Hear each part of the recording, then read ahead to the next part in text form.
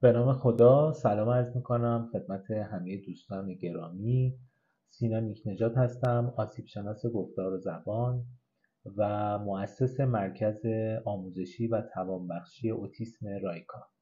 در خدمتتون هستیم برای اینکه به یه سری سوالها پاسخ بدیم. امیدوارم که جواب دادن به این سوالها براتون مفید باشه و بدونید که چطور ما اینجا رو تأسیس کردیم، چه کارهایی انجام میدیم و هدف از تأسیس این مرکز چی میتونه باشه. در خدمتتون هستم. ایده تأسیس مرکز از کجا اومده؟ سال 1395 بود. بعد من توی ورامین داشتم راه میرفتم. برای خودم خیلی جالبه که یکی از همکارامو دیدم که از کارمنده بهزیستی بود. حالا شاید دوست نداشته باشه اینجا اسمشو بگم، ولی یکی از گفتار درمانهای همکارمون بود که به من گفت که سینا یه مجوزی اومده برای بچهای اوتیست و تا به حالم توی ورامین این اتفاق نیفتاده بود که مرکز آموزشی توانبخشی برای بچهای اوتیست باشه و گفت که اینجوری شرایطشو یه سری توضیحات داد که مثلا میتونید تا 50 نفر از بچه ها رو تحت پوشش قرار بدی، باید گفتار درمانی داشته باشی، باید روانشناسی داشته باشی، مسئول فنی و چیزهای مختلف، مربی و حالا موسیقی درمانی و هنر درمانی و اتاق تاریک و اینا. که من بهش فکر کردم، دیدم ایده خیلی جالبیه که تو شرایطی هم بود که اتفاقا سال 95 ما خیلی سرمون هم شلوغ بود. توی کلینیک عصرمون هم گفتار درمانی داشتیم هم کار درمانی داشتیم، ولی با اینکه حالا خیلی سرمون شلوغ بود من بهش فکر کردم و یه خورده یکی دو هفته حالا برآورد کردم تا درخواستم رو دادم. درخواستم که توی بهزیستی دادیم، قبل از من یه نفر دیگه درخواست داده بود، ولی کار خداست که وقتی میخواد یه اتفاقی بیفته حتما اون اتفاق میفته. که یک نفر قبل از من، یه پزشکی که رئیس یکی از بیمارستانهای برامین بود، درخواست داده بود و بهزیستی چند ماهی بود که این درخواست تو جریان بود، ولی خب بهزیستی بنا به شرایطی که حالا ما توی توانبخشی کار کرده بودیم و سابقه بیشتری داشتیم توی توانبخشی، به ما مجوز رو دادن. این بود که حالا ما تصمیم گرفتیم این کار رو انجام بدیم. سال 95 من درخواست دادم.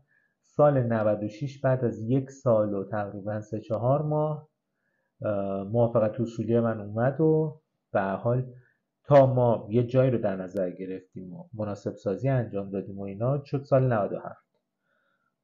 و اینکه خیلی جالبه براتون بگم، من از سال 95 تا سال 97 داشتم مقدمات رو فراهم می‌کردم برای اینکه یک مرکز جامع برای بچه‌های اوتیست تأسیس کنم.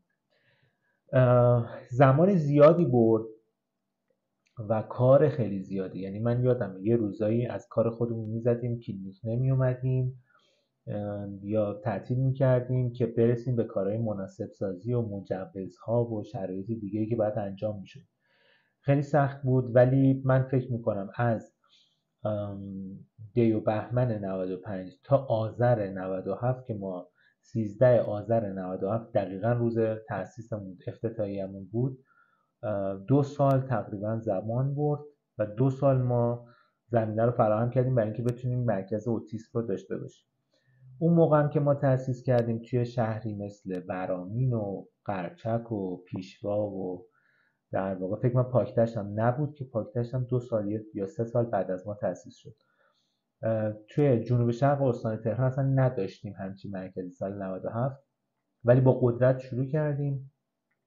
چندین روانشناس داشتیم، کاردرمان داشتیم، کاردرمان ما از تهران می اومد، مسئول فنی خیلی قوی داشتیم و شروع کردیم و در واقع شرایط اینجوری پیش رفت. حالا اگه سوال دیگه ای هست. خب اگه به عقب برگردیم بازم توی این مسیر قدم برمی‌داریم یا سخت بود براتون؟ من اگه به عقب برگردم نمایشگاه ماشین میزنم.